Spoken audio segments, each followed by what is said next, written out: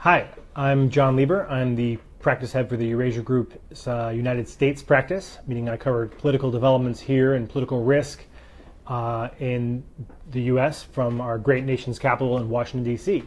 And I'm here today to answer a few questions that we sketched out that we thought might be of interest to you, our viewing audience, and also solicit any questions that you had and hear what's on your mind to try to take some live questions as we go here. So just to get started, I'll start with some of the questions that our team worked on.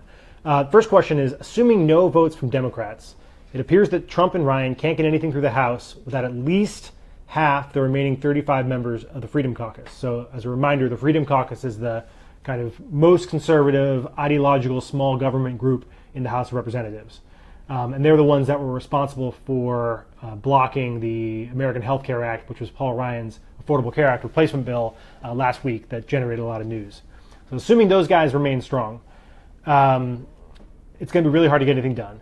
So is the Trump agenda dead, is the question. So I would say no, the Trump agenda is not dead. There's a couple other ways. If you look at the kind of big two legislative pieces that were on the docket for this year, it was repeal of the Affordable Care Act and two, tax reform.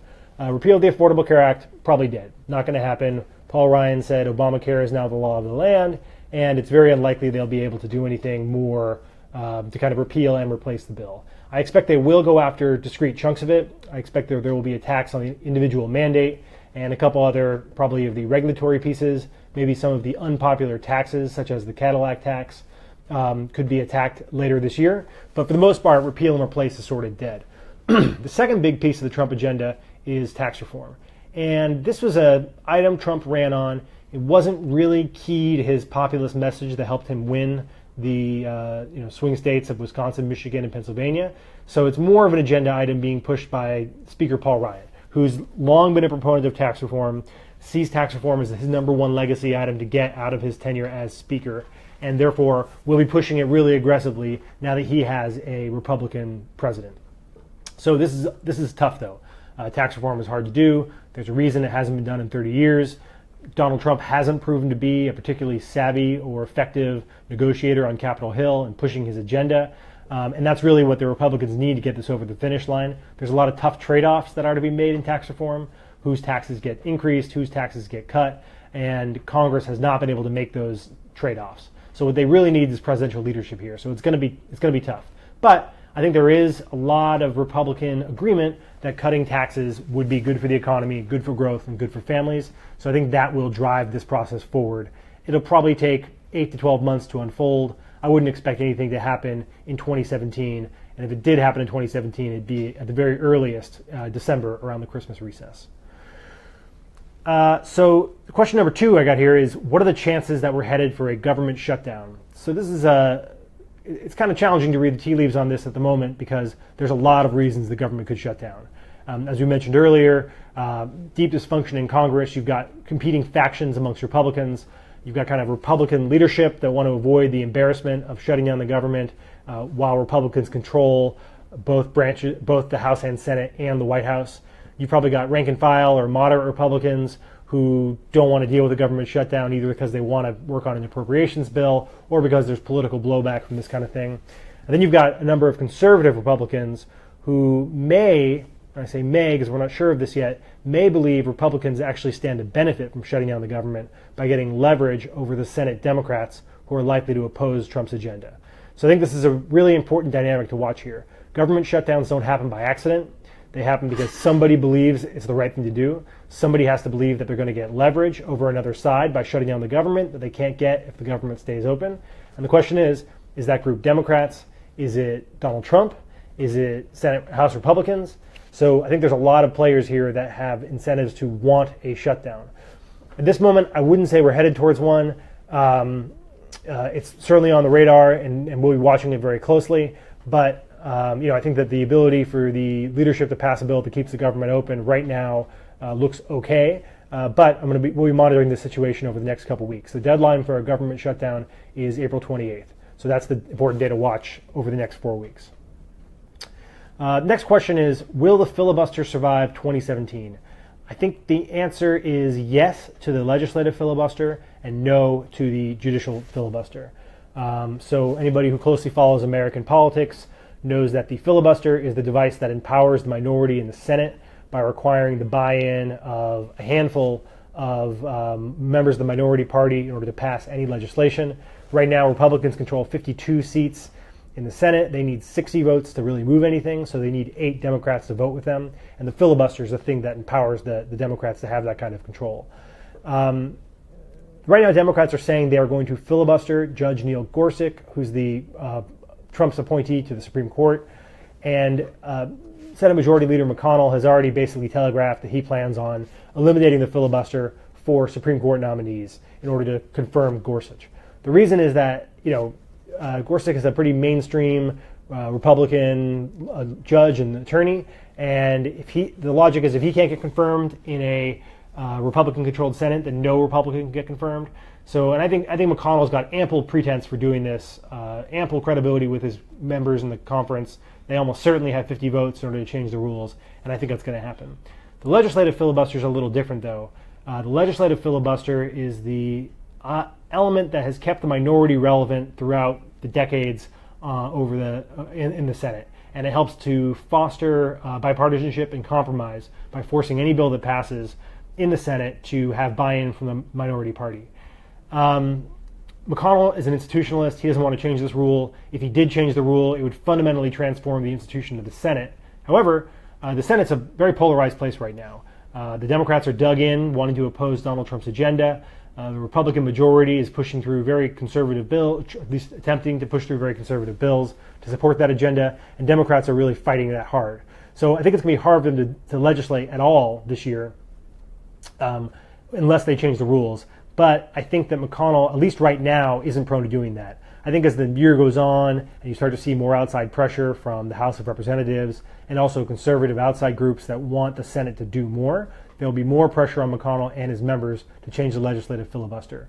I think it's going to be hard to convince enough Republicans to make that vote, though. So right now I would predict that the filibuster survives 2017. Finally, last question, and this is the hardest question, is give us the most optimistic case for market positive developments in Washington this year. And I don't know if it's because I'm a pessimist or because just the general vibe out there doesn't seem very good, but it looks like it's going to be a really challenging year for market positive bills to move through Congress. I think the best chance they have is tax reform. Tax reform they can do with a simple majority in the Senate, so they don't need to have Democrat buy-in to get that done. And that's possible. I think they'll be ultimately end up kind of limited in what they can accomplish on tax reform due to the internal divisions inside the Republican conference and also the complexity of dealing with this issue. So that's probably the top of my list of what could get done this year. To be honest, I kind of expect it's probably going to last longer than this year. It's probably going to happen in 2018. And if that's the case, I think that the docket is pretty bare for what can be done legislatively. Now, through the executive branch, you're going to see stuff like President Trump rolling back regulations from the Obama era and attempting to get the economy going again to the extent that it isn't right now through deregulation. And you saw some of that today with President Trump announcing his rollback of the Obama-era Clean Power Plan. He surrounded himself by coal workers because the conceit here is that he's doing this as a pro-coal move that's going to help get coal miners back into their jobs. And that's possible. And I think there's going to be a lot more focus on deregulatory actions through the executive branch that will be market positive in some way, although that's probably more limited than what can be accomplished through legislative action. So got a question from Kelly Langstaff. The question is, speaking of shutdowns, who will be the Democrats Ted Cruz? Good question. No Ted Cruz has emerged yet. I think right now, Chuck Schumer is trying to be Democrats Ted Cruz. I think he's trying to hold the Democrats together in a very oppositional stance, make sure that none of the vulnerable Democrats in red states split from the party and vote with Republicans on any issue. And he's working really hard to kind of satisfy the far left wing of his party who want him and the Democrats in Congress to oppose Trump no matter what. So, I think before the year began, everyone thought Elizabeth Warren might rise up and lead this kind of Ted Cruz faction of the Democrats. But right now, I think that the Democrats' own leader is doing that. And here we have a question from Larry Feldman. Question is, corporate tax reform? Is there enough lobbying power on the Hill and enough business types in the cabinet to delay it, or will public pressure be too much? So I think the question here is, can the corporate rate be cut? And I think the answer is yes. There's near consensus on the Hill that the corporate rate is too high. So I think that if in a vacuum, members would be very happy to move the United States corporate rate from 35% down to 20% or even lower. But they also have to deal with two factors that make that more difficult. The first is the revenue loss from doing so. So if you reduce the rate from 35% to 20%, you lose about $1.8 trillion in foregone revenue for the federal government over the next 10 years. That's a lot of money, blows a big hole in the deficit, and a lot of Republicans are going to be uncomfortable with that. So you got to find some way of either getting comfortable with that or plugging that hole. And Speaker Ryan's put out a plan that's not very popular for plugging that hole. And the reality is most plans for raising people's taxes or cutting federal spending in order to plug that hole aren't going to be that popular. So I think that's going to be a really heavy lift. In terms of the kind of lobbying prowess of the cabinet on the Hill, remains to be seen. I mean, again, there's a reason tax reform hasn't happened in a long time. It's hard to do. It's not entirely clear members have the legislative chops to do so, and it's not entirely clear that Trump's cabinet can help push this through. Here's a question from Liz Riley. Any chance the Republicans will put country over party and support investigating Russia before confirming Gorsuch? That's an easy one, although I dispute the premise of the question about putting country over party. The answer is no. Gorsuch is getting confirmed next week. This Russia thing is a distraction by Democrats who want to use any excuse they can to use the word Russia in a sentence because it helps to undermine the legitimacy of Donald Trump's presidency. So I think that's really a far-fetched scenario. Here's something from Andre Andrenescu. Is there anything at all the Democrats can do whatsoever to stop the Gorsuch nomination? At this point, I think the answer is no. I think that McConnell's got ample pretense for changing the Senate rules. Democrats can throw up as many barricades as they can, but ultimately they don't control the floor. McConnell does. They may have some legislative tricks or procedural moves they can make to try to push this out to Thursday, but at the end of the day, McConnell's going to be able to move to the executive calendar at will as majority leader and then change the rules and then move ahead with Gorsuch if he needs to. Ben Carvalho, will the USA pull out of the Paris Accords completely? Is there any hope for climate change going forward? So my understanding is that the U.S. has not yet declared they're going to pull out of the Paris Accords.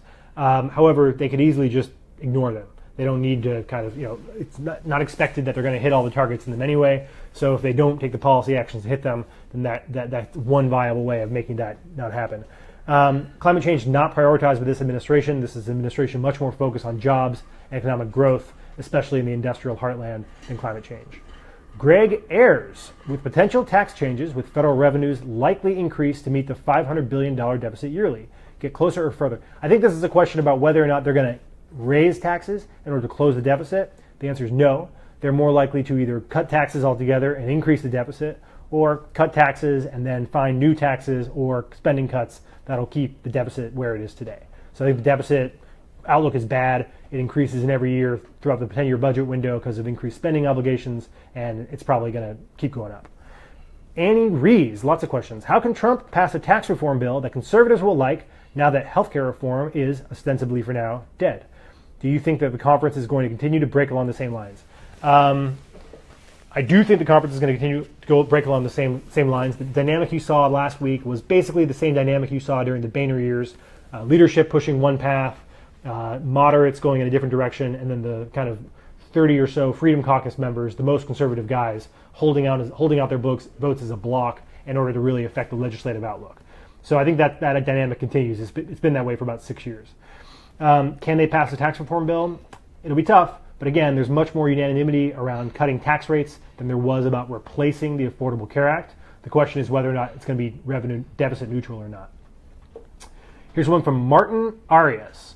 What is the likelihood that Paul Ryan's border tax proposal is approved? I think very low. I think that it was an unpopular proposal when it was first rolled out.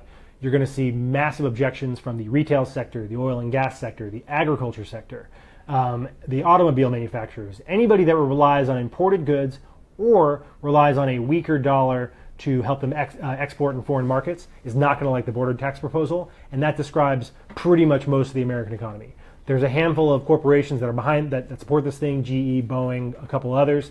These are major exporters who are happy to not pay tax on their sales overseas. But for the most part, this is kind of a brainiac idea cooked up by Paul Ryan and some economists that just doesn't have a lot of support outside of Kevin Brady and Paul Ryan in the House of Representatives. So I would say chances are very low. If this thing isn't officially dead, we may be holding a wake for it sometime in the next month or two as Donald Trump starts to assert himself on tax reform. Okay, great. Well, that is the end of our questions. Thank you all so much for watching. Looking forward to kind of giving you more updates on the U.S. political scene in the future. Please let me know, and please continue to ask questions, and we'll try to follow up with them in the comments below this video for the rest of the day. Thanks a lot.